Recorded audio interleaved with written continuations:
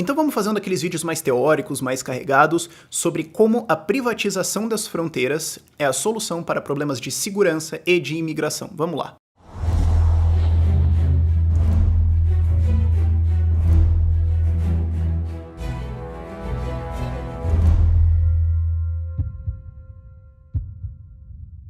E é importante a gente falar disso agora, porque agora está se debatendo mais segurança pública, não gosto desse termo, mas enfim. A gente fala assim, ah não, mas ele tem que ter o direito de ter e portar armas. Sim, mas você também tem outras coisas que são seus direitos, que permitem que você defenda a sua propriedade e a sua pessoa melhor, e essas coisas são vetadas a você hoje.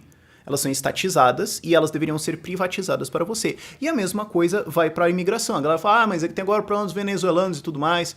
Bom, o problema não é eles, o problema é que você pode ser forçado a pagar coisas deles e talvez até se submeter a coisas que eles venham a votar. Talvez eles consigam um direito de voto e você vai ter que obedecer isso.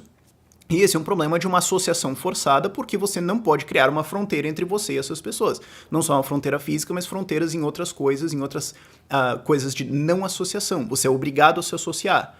E essa obrigação de associação é uma estatização de fronteiras. O correto seria fazer a privatização disso. E note, para ser bem claro, eu não estou falando de você privatizar, colocar uma empresa privada para fazer o serviço de aduaneiro e alfandegário e entrada e saída lá na fronteira do Brasil. Não é isso que eu estou falando. O que eu estou falando é de permitir que as pessoas estabeleçam fronteiras nas propriedades delas e que elas se associem com outras pessoas para criar novas fronteiras conforme elas quiserem. E isso inclui o direito de associação e não associação, ou seja, o direito de escolher quem vai entrar nessa associação. E isso nada mais é do que de defender o seu direito de livre associação, porque o seu direito de livre associação inclui o seu direito de livre não associação, certo? Você pode fazer alguma coisa com alguém ou deixar de fazer alguma coisa com alguém se você quiser, porque você é dono de você mesmo. E isso nada mais é do que uma consequência do seu direito de propriedade privada. Porque imagina que eu falo pra você assim, você tem uma propriedade privada, só que você não pode fazer com ela isso e isso aqui, mas ela é toda sua. Não, mas eu não posso fazer essas coisas aqui porque assim, você não pode agredir, mas é porque isso seria invadir a propriedade privada do outro. Eu tô dizendo assim, você tem uma fábrica, mas você não pode produzir essas coisas, você não pode vender ela pra essas outras pessoas, você não pode... Não, pera aí. Então eu não tenho direitos completos disso aqui, então quem tem? O outro? Quem que eu... Escuta, então não é meu. Hoje eu falo assim, você tem um bolo, mas você não pode comer ele, mas ele é todo seu. Isso aqui não é um bolo. E por que propriedade privada existe? Isso é fundamental de você entender, ok? Ética argumentativa, libertarianismo fundamental, ok? Vai ter um artigo muito bom lá na descrição para vocês lerem sobre isso, que é o artigo do Sheffield sobre ética argumentativa. Propriedade privada existe não porque aumenta o PIB. Ah, a gente fez um estudo aqui, correlacionou PIB com direitos de propriedade privada, então vamos... Não, essa não é a defesa. Propriedade privada não existe porque o Estado falou. Não. Propriedade privada é uma noção jurídica que existe para resolver conflitos em cima de recursos escassos. O que é escasso? Não é infinito, não tem para todo mundo. Quer um exemplo de uma coisa que é escassa? O lugar onde o seu corpo ocupa. O lugar onde você tá. Porque pode estar você ou outra coisa, mas não pode ter duas coisas no mesmo lugar, ok? Então assim... Tem várias coisas que são escassas, mas você sempre vai ter duas coisas que vão ser sempre escassas, mesmo que tudo fique infinito, vai ser o teu corpo e o lugar que ele ocupa, no mínimo, e você vai ter mais coisas como, por exemplo, sei lá, terras, um instrumento musical, cara, o que for. Se eu tô tocando um violão, outra pessoa não pode tocar ele. Então nós precisamos de uma regra, de uma ética, que vai resolver quem vai usar isso agora. Quem é o dono disso? Quem pode dizer pro outro, não, você não pode usar, eu estou usando. E a única ética, a única regra que resolve todos os conflitos disso para todos os seres humanos em todos os tempos, né, que atende o critério para ser uma ética, é a ética de propriedade privada. Ou seja, se alguma coisa não tem dono, ninguém nunca trabalhou aquilo antes, é um recurso que nunca foi usado, o primeiro a trabalhar aquele recurso, misturar o seu trabalho com isso, se torna dono, e ele pode então comercializar ou dar isso, incluir herança, para quem ele quiser. Ok? É isso que eu tô defendendo aqui. E é importante você entender isso, porque se a pessoa falar assim, mas eu acho essa solução muito complicada. Tá bom, literalmente não existe outra solução. Se você tem um conflito em cima de... Porque segurança é um conflito, certo? Alguém pode me agredir, eu preciso resolver isso, certo? Se você tem um conflito em cima de segurança ou imigração, a única solução existente possível é propriedade privada. Todas as outras são garranchos que irão manter conflitos e não resolvem o problema. Então assim, é difícil. Mas é a única solução. É como se alguém me falasse assim, mas Rafael, rodar uma empresa sem trabalho escravo é muito difícil. E daí? Isso não é argumento, simplesmente, ok? Dificuldade não é argumento para estabelecimento de ética. E finalmente, só para dar o último crédito onde é dado, né, além do Hope para derivar toda essa ética que a gente conversou aqui, é o podcast do Robert Murphy, que ele estava falando sobre a privatização de fronteiras, que ele estava falando, se você tem uma posição a favor da abertura de fronteiras, não é que você é a favor de open borders ou no borders, certo? Porque você quer ter uma fronteira na sua casa, o que você é a favor é privatizar as fronteiras. Se você quer que as pessoas possam estabelecer fronteiras. Então foi um insight legal pra mim pra gravar todo esse vídeo e vai estar lá na descrição também o podcast dele, é isso. Então quais que são as implicações disso para segurança? Isso significa que não só você deve ter o direito de ter e portar armas irrestrito, como eu já argumentei em um vídeo prévio, mas você também deveria ter o direito de estabelecer fronteiras, contanto que todas as pessoas envolvidas consintam, ok? Porque se você trouxer alguém pra dentro de uma associação que não concordou com isso, isso é uma invasão, ok? Isso é uma agressão, isso tá errado. Mas você e outras pessoas que concordam devem ter o direito de estabelecer as suas próprias fronteiras e, né, porque é o direito de ter e portar armas, o direito de fazer fronteiras e o direito de ter a sua própria jurisdição dentro. É o direito de você ter o direito de resolver os seus conflitos, porque note que isso é estatizado também.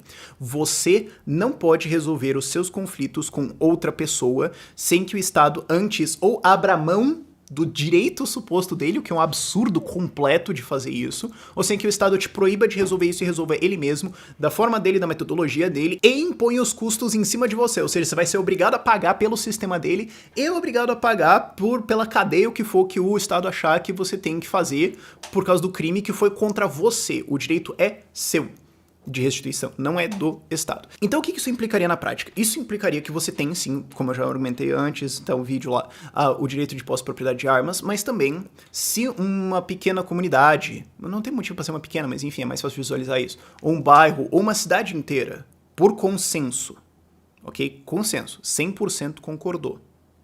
Se eles decidirem, olha, nós vamos fazer uma restrição de entrada aqui nesses seguintes termos, eles devem ter o direito de fazer isso. Hoje isso é estatizado. Perceba que o que o Estado faz é falar assim, olha, vamos tentar fazer segurança pública. E o que a gente vai fazer é fazer um planejamento urbano onde criminosos de todos os tipos têm amplos acessos a todas as fachadas de todas as casas, e uma facilidade enorme de fuga e nenhum controle de para onde eles estão indo ou alguma coisa que possa impedir. E depois o que a gente vai fazer é que depois que o crime tá feito, você chama a polícia e daí eles vão correr atrás do cara nesse sistema onde é estupidamente fácil fugir e não tem nenhuma barreira e tudo mais. E eles vão resolver esse problema. Mas também você pode ter uma arma em casa. Agora pensa como é que é um prédio, pensa um prédio de escritório, certo? Um prédio comercial. Como que ele faz segurança? Ele põe uma porta com gente armada. Ele não fala assim, não, vou fazer o seguinte. A gente vai fazer com que todas as pessoas da rua possam entrar no nosso prédio sem nenhuma checagem, e elas podem pegar os elevadores e entrar nos escritórios e abrir a porta e usar o banheiro de todo mundo, etc. E a gente vai fazer uma defesa baseada em todo mundo no prédio tem que ter um fuzil. Tá bom, se todo mundo no prédio quiser ter um fuzil, tá, mas vamos concordar que isso não é uma forma inteligente de fazer segurança? O que você faz é colocar uma recepção com uma catraca e uma porta e alguns seguranças armados, mas não precisa armar todo mundo. E você pede, tipo, RG e uma foto, pra eu saber quem você é, pra eu poder ir atrás de você depois. E quem já entra no prédio repetidamente tem uma identificação, você só pip e entra. Certo? Eu não tô falando assim, então todas as comunidades vão fazer muros e colocar canhões e metralhar todo mundo. Não, eu não tô falando isso, ok? É só que alguns lugares podem falar, olha, é o seguinte, a gente vai pôr umas cancelas aqui e fechar algumas ruas, porque isso é mais seguro, e a gente pode mudar a organização urbana de acordo com o que a gente acha, porque é a nossa propriedade e não do Estado. E a gente vai organizar isso da maneira que a gente acha melhor para a defesa, o que não quer dizer que a gente vai colocar, tipo, fossas e muros com arame farpado e canhões. Talvez a gente só coloque, tipo, um murinho, ou umas cancelas, ou uns guardinhas, não sei, a gente vai fazer isso conforme for necessário e conforme fizer sentido, dado que a gente tá protegendo aqui ali. Isso também significa que... não significa necessariamente restringir acesso completamente. Certo? Por que eu faria isso? Em alguns sentidos faz algum sentido, tá? Mas em alguns casos. Mas se for um bairro, assim, em que tem uma grande demanda por pessoas atravessarem. Tá, eu posso falar assim, não, você não vai passar. Tá, mas também eu posso falar assim, não, você pode passar por uma taxa, certo? A gente pode colocar, tipo, aquele sem parar, né? O teu carro basta, dá um pip, e você entra e paga, sei lá, 5 centavos e passa. Por que eu fecharia isso completamente? Especialmente se eu tenho áreas de negócio, tipo lojas e tudo mais dentro, né? Imagina um shopping falando, não, você não pode entrar. Ou inclusive eu posso dar entrada de graça dentro de algumas condições, que é o que um shopping faz. O shopping não cobra você falando, não, você vai entrar aqui, vai usar o ar-condicionado, vai passear aqui no meu chão lindo e maravilhoso, vai ver todas essas lojas bonitas. Não, eu vou te cobrar. Ele não faz isso. Por quê? Porque é idiota. Então você vai ter diferentes organizações, mas... assim como o shopping tem o direito de fazer isso, e um condomínio fechado tem, todos os indivíduos deveriam ter. Ah, mas a rua é pública. Não é. Ela não é. Porque imposto é roubo. A rua foi construída... vídeo tá pesado, né? Legal. Adoro fazer esses vídeos assim que a gente só solta os cavalos e acabou. Porque imposto é roubo. Então a rua foi construída com propriedade roubada de outras pessoas e... o Estado tem uma dívida com essas pessoas no valor que elas pagaram de impostos. Então, se eu sou um morador e eu paguei uma porrada de imposto, eu posso alegar qualquer propriedade do Estado no valor que eu paguei de impostos. Então, se eu paguei 20 mil reais, essa estrada vale 20 mil, essa rua na frente da minha casa vale 20 mil reais, eu alego que essa rua é minha. Por quê? Porque eu paguei. É um pouco exótico, né? É um pouco exótico, mas tá correto. É a minha alegação de propriedade privada contra alguém que cometeu um crime contra mim, nomeadamente o Estado, que roubou minha propriedade via impostos. Ok? Então eu posso fazer isso. E é o que o Hans Hermann Hoppe coloca no livro dele, o que deve ser feito. Ele fala, na verdade, você não deveria privatizar as coisas. O que você deveria fazer... na verdade, é um argumento um pouco mais complexo. Estou resumindo bastante. Recomendo a leitura do livro. É super pequenininho também. E lá também... escuta, tem uma galera ANCAP que fica meio louca com isso, mas ele também fala que eleições tudo bem, tá? Aí tem uma galera que não gosta de eleições que... esquece dessa parte. Eu acho hilário. Mas, enfim... ele falou, o que você deveria fazer é devolver as propriedades do Estado como se fossem, para quem pagou os impostos, porque eles pagaram isso, certo? Não tem lógica você roubar as pessoas para construir alguma coisa e daí o Estado privatiza essa coisa para outra pessoa. Não, tem que devolver para quem pagou. Esse seria o eticamente correto de se fazer. Ok? Então as pessoas podem alegar a rua dentro delas ali, não, é minha, a gente pagou isso aqui, uma porrada de IPTU e uma porrada de imposto, ok? É nosso, a gente fecha. E essa aqui é a nossa propriedade. E com o direito de estabelecer uma jurisdição e julgamentos próprios, limitados, é claro, por não agressão. Isso significa que eles não têm o direito de falar assim, então se você chegar aqui e roubar uma bala, a gente pode torturar você e fuzilar a sua família. Não, você não tem o direito disso porque isso seria agressão. Você tem o direito de julgar a pessoa e executar restituição do crime que ela cometeu. Então, se alguém vai lá e rouba Milão, você pode pegar Milão de volta dela, dentro do seu sistema, com o seu julgamento. Você não pode pegar 7 mil reais dela ou matar ela. Não, você vai restituir o crime, ok? Importante deixar isso claro pra caramba. Ah, mas Rafael, isso é um absurdo. É o que redes sociais já fazem. Redes sociais fazem o seguinte, elas falam, olha, você pode entrar na minha propriedade, nos meus servidores, e usar isso nesses termos, e eu me reservo o direito de punir ou banir você nesses termos, e o árbitro sou eu, e se você não gostou, vaza. É assim que redes sociais já funcionam. Não tem nada demais nisso. Ah, mas elas podem ser arbitrárias. Podem. E o que acontece? Que imagina que você tem um shopping com uma regra, porque é isso que um shopping mais ou menos faz, certo? Ele deveria ter muito mais liberdade de fazer, mas enfim. Imagina que você tem um shopping cuja regra é assim. Um segurança pode arbitrariamente escolher bater em 3 pessoas até um braço quebrar 3 vezes por dia. Você iria nesse shopping? Ou imagina assim um shopping onde se alguém matar alguém lá dentro, não vai dar nada. Não vai dar nada. Você iria lá? A não ser que você quer matar alguém ou você realmente gosta de tiroteios, ou sei lá, sempre vai ter uns doidos, ok? Mas enfim, você iria lá? Não. Existe um incentivo pesadíssimo para que esse sistema de resolução de disputas e punição dentro da medida correta funcione direito. Incentivo tal que simplesmente inexiste na justiça estatal. Pergunto para você, qual é o incentivo que um juiz ou a PM ou o sistema carcerário tem para encontrar, punir e restituir crimes? Eu não estou dizendo que eles não querem. Eu sei que tem muita gente com boas intenções lá, especialmente na PM. Tem muita gente que fala assim, eu quero proteger os outros. Mas se eles falharem, O que acontece? Nada. Inclusive, falhar muito pode te dar mais recursos. Porque você pode falar, não, a gente precisa de mais salários. Nós, juízes, a gente precisa de mais assessores, a gente precisa de mais auxílios, o tribunal precisa de mais dinheiro, nós precisamos de... porque a gente não está conseguindo fazer. O Estado é a única organização que ela é premiada por ser incompetente. O que é bizarro. E ainda mais, ele pode impor custos em você por causa de um crime cometido contra você, sem o seu consentimento, para restituir um crime. Então, alguém vai lá e rouba 100 reais de você. O que você quer? Os seus 100 reais de volta. Então, como é que poderia ser o julgamento disso, digamos, num pequeno bairro? Bom, a gente tem um sistema de câmeras, e a gente registrou a entrada dessa pessoa aqui. Ok. Nós temos o vídeo aqui dela cometendo esse crime, pegando dinheiro aqui. Ok, nós apreendemos essa pessoa, porque ela era suspeita. Nós encontramos 100 reais na posse dela. Esses 100 reais foram tirados dela, devolvidos para a pessoa que foi vítima do crime. E essa pessoa agora está banida da nossa área. Custo. Cara, baixíssimo. Certo? Você não precisa de um juiz ganhando um super salário e desembargadores e aquele puta de um tribunal. Você não precisa disso para isso. Agora, como é que o Estado resolveria? E digamos para os propósitos desse exemplo que o Estado consegue pegar o criminoso. Porque ele também pode não pegar o criminoso e falar... Porque se fosse também numa associação de propriedade privada, você fala assim, não, peraí, cometeram um crime contra mim, que eu pago esse negócio aqui, eu tô aqui dentro, e vocês falharam e tá aqui... eu vou embora, não vou mais pagar isso aqui, tchau, certo? Você faria isso. Você não pode fazer isso com o Estado.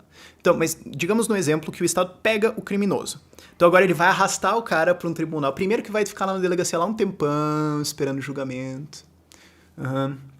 Porque tem uma porrada de outras coisas importantes pra julgar, assim, tipo todos aqueles julgamentos tributários que travam um monte de juiz. Eu sei que o juiz tributário não é o mesmo que o outro, mas é um juiz que podia estar fazendo outra coisa, então, enfim, né? Você tem todo aquele marasmo da lei que ocupa um monte de juiz com um monte de coisa imbecil. Podia estar julgando criminoso, mas não, tá julgando lei do Estado. Por quê? Porque é arbitrariedade statista idiota. Aí ele vai ficar lá na delegacia esperando um tempo. Beleza. Aí ele vai ter que ir pro tribunal, que custou pra caralho pra construir. Aí vai ter que entrar na frente daquele juiz que ganha super salário. E daí vai ter que passar por todo o processo, não sei o quê. Aí vai ter uma promotoria, aí vai ter mais uma porrada de gasto, daí ele vai pra cadeia. Cadeia que foi construída com dinheiro público, né? Dinheiro de impostos. Aí vai ficar lá, sei lá, 5, 6 anos, tá? E depois ele vai passar...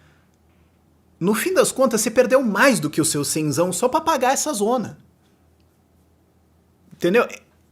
Não só é antiético, porque seria o seu direito de você ter essa restituição pelo crime, mas ainda é um puta de um gasto desgraçado e que não pode nem ter competição. É uma bizarrice tremenda, mas é assim que funciona hoje o julgamento. Isso protege seu direito? Não. Você privatizar isso, você privatizar o direito das pessoas estabelecerem fronteiras e tem as regras de entrada e saída e as regras de jurisdição dentro e o domínio de julgamento dentro, é um direito de propriedade privada das pessoas e ajudaria a segurança, sim, porque a impunidade, meu filho, ia pro chão, ia acabar com isso. Ainda ia ter, assim, não ia ser assim perfeito, mas convenhamos, cara. E como que isso se aplica para imigração? É a mesma solução, mesma coisa. O direito de você estabelecer fronteiras, de você se associar e não se associar. Porque o conflito que existe sobre imigração é que você, nativo, entre aspas, de um país, é obrigado a se associar com uma pessoa que está entrando. Mas note que, mesmo se não tivesse outra pessoa entrando, esquece os imigrantes por um momento. Esse conflito ainda existiria mesmo com as pessoas do país.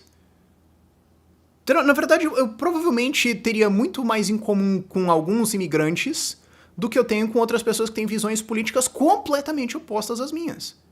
O problema não é a imigração, per se. Porque o cara só entrar no país, sei lá, o cara entrou num outro território. Bom, então pode ser até que ele vai ser mais produtivo, certo? Porque ele saiu de um território super improdutivo, digamos a Venezuela, onde a mão de obra dele gerava muito pouca riqueza, e agora ele tá vindo pra um país onde ele vai gerar mais riqueza, então todo mundo no mundo fica um pouquinhozinho mais rico por causa disso, assim, é muito pequenininho, mas enfim, se for muita gente isso faz diferença. Então isso, na verdade, economicamente pra mim é bom. O problema é que agora eu sou obrigado a pagar coisas que essa pessoa pode receber. E os meus gastos, o quanto de imposto é roubado de mim, pode aumentar para então ajudar a sustentar essa pessoa. Mas o problema não é a pessoa, é essa forçação de associação com uma pessoa com a qual eu talvez não queira me associar. Talvez eu quero. Talvez eu não queira. O problema é que eu sou forçado a me associar. O problema é que essa pessoa pode conquistar direito de voto e então votar na minha vida. Mas, de novo, isso não é um problema só por imigrantes. Isso é um problema com todo mundo. Assim, cara, você pode ser uma pessoa super legal, super gente fina, entendeu? Muito maneira. Mas eu não gostaria que você pudesse votar no que os meus filhos são obrigados a estudar. Eu não gostaria que você pudesse votar sobre como eu vou trabalhar. Eu não gostaria disso. Você pode ser uma pessoa super legal, mas assim, se eu quiser a tua opinião, eu pergunto. Você não precisa ser um imigrante pra eu achar isso ou deixar de achar isso. Esse é o problema. O problema é que existe uma fronteira e todo mundo dentro dessa fronteira é obrigado a estar dentro de um sistema jurídico e dentro de uma série de associações que essas pessoas quase todas não consentiram. E isso gera conflito. Por quê? Porque essa é uma violação de propriedade privada. Propriedade privada existe para solucionar conflitos. Essa é a definição dela. Então, a partir do momento em que você cria uma fronteira e cria uma série de associações dentro, uma série de regras e instituições das quais as pessoas são obrigadas a participar, que elas são forçadas a se associar, a propriedade privada delas é invadida e cria uma porrada de potenciais de outras pessoas invadirem a propriedade delas, e isso cria conflitos. Qual é a solução para esse conflito? Criação de fronteiras. Falar, olha, tá bom, vocês têm essas ideias de vocês. Mano, legal. Então vamos fazer o seguinte, vocês que têm essas ideias, vocês podem pegar as suas propriedades e formarem uma associação sob essas regras, com essas ideias, e tá joia. Então vocês vão lá. E eu não vou participar. Então eu estou defendendo o seu direito de, se você quiser fazer uma associação nas suas regras e ter não sei o que, e, sei lá, fazer uma coisa assim super socialista, ou sei lá, um estado grande pra caramba, com uma porrada de imposto e não sei o que, e só for gente que concorda, eu sou 143,8% a favor de que você possa fazer isso, contanto que eu não precise me associar. O jeito de você resolver esse conflito é: vocês querem organizar isso, vai lá. Quem quer organizar dessa forma, vai lá. E eu quero organizar uma forma, eu chamo a minha aqui. Nós estabelecemos fronteiras. O que não quer dizer que a gente se odeia. Eu não odeio o meu vizinho. Eu tenho um muro entre a minha casa e a dele. Eu não odeio o meu vizinho. É só que eu não gostaria que ele estivesse na minha sala de estar. Na maior parte do tempo. Às vezes ele pode vir, sei lá, eu convido ele pro jantar e tudo mais. Mas às vezes eu não gostaria. E tudo bem. Nós estabelecemos fronteiras. Aqui é a nossa regra, lá é a sua regra. E a gente vai ter regras pra conversar isso, e tudo bem. E só pra ser claro, porque isso tá implícito aqui, mas é bom deixar isso explícito, só porque eu não quero participar de uma associação com um certo objetivo, não quer dizer que eu sou contra esse objetivo. Exemplo, você pode falar assim, mas Rafael, olha só, é muito importante a gente ter programas pra acabar com a pobreza. Então, se você não quer pagar esses programas, você é a favor da pobreza. Claro que não. Claro que não. Alguém é a favor da pobreza? Por acaso? Me apresentem alguém. Eu gostaria de entender o que passa na cabeça dessa pessoa. Eu sou a favor do fim da pobreza. Eu quero que a pobreza acabe. Ok? Mas talvez eu discordo do método que você está usando. Talvez eu discordo de quem está fazendo. Fala, ó, cara, o método até tá bom, mas esse cara não vai conseguir fazer. Então eu quero ir para outro lugar. Eu quero fazer outra coisa. E aí você tem também um problema de você criar essas associações forçadas. Muitas vezes, quase sempre na verdade, os objetivos são nobres. Educar as pessoas, promover a saúde, acabar com a pobreza, saneamento básico. Alguém é contra isso?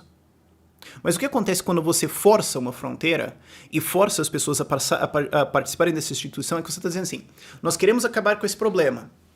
Louvável. E nós vamos fazer com essa forma. Pode ser que eu discorde. E você é obrigado a participar e financiar. Escuta aqui. E se você quiser fazer outra, você é um criminoso e eu vou te prender. Oi? É isso que acontece quando você estatiza fronteiras. Você está estatizando a solução de problemas. Você está impondo um tipo de solução em cima, às vezes, de pessoas que gostariam de ter outra solução para o problema delas. Porque eu estou argumentando do lado de um pagador, mas eu posso também argumentar isso do lado de um recebedor. Pode ser que eu discorde da forma que o Estado quer acabar com a pobreza. Pode ser que eu sou um pobre e eu não gosto dessa forma, eu queria ter outra, mas eu sou obrigado a receber dessa forma e se outra pessoa tentar outra coisa, ela não pode. Um dos exemplos mais claros disso é educação. Ah, nós queremos acabar com a ignorância no mundo. Quem não quer? Eu concordo 100% com todo mundo que quer que as pessoas tenham mais conhecimento, que elas sejam mais preparadas, que elas saibam melhor. Sim, mas eu posso ter outras ideias sobre como vai ser a escola. Só que o que o Estado faz? Ele fala, olha, dentro da minha fronteira que eu impus em você, e dentro do sistema jurídico que eu impus em você, existe uma associação para a promoção da educação, que é o Estado, nesse caso, a escola pública, papapá, e ele vai funcionar nessas regras, e qualquer um que tente educar os seus filhos em casa, ou fazer um sistema escolar que diverge muito do meu, eu prendo. Que história é essa? Você está impondo um tipo de solução a outra pessoa. O correto seria você permitir que ela fale, eu não quero participar dessa solução, eu não quero participar dessa estrutura ou instituição. Você faz ela para lá, eu faço a minha para cá, e pode ser que eu esteja errado. Pode ser que eu esteja errado. Pode ser que depois de um tempo eu olhe e fale, puta, a tua ideia era boa mesmo, mas pode ser que a minha seja melhor que a sua. E se você me proibir de fazer, a gente nunca vai saber. E aí você tem um estado inteiro que vai tentar uma solução de cada vez, esperando todo mundo concordar, e se der errado a gente vai ter... Ah, não dá. Eu sei que isso entra num argumento muito consequencialista, mas é bom pra ajudar as pessoas a visualizarem. Mas eu acho que por esse vídeo é isso. Sugestões de leitura estarão na descrição. Se você viu o vídeo até agora, parabéns. Especialmente se você não concorda com o libertarianismo. Sabe, eu acho muito bom. Eu tô nesse esforço pra tentar estabelecer esse diálogo assim com... Porque é importante você pregar pros convertidos, certo? Você precisa equipar eles com as ferramentas de debate. Sim, mas... a gente também precisa conversar com as outras pessoas. E se você não concorda com essas ideias, mas viu o vídeo até aqui, mesmo que você discorde, parabéns! Eu só queria dizer isso aí. E se você quer ajudar a sustentar o canal, se você quer ajudar a ter mais vídeos como esses, a gente tá fazendo novos programas, a gente tá fazendo novas coisas agora, considere se tornar um doador do canal, padrim.com.br/ideias radicais, o link vai estar lá na descrição. E por esse vídeo é isso. Tchau, tchau.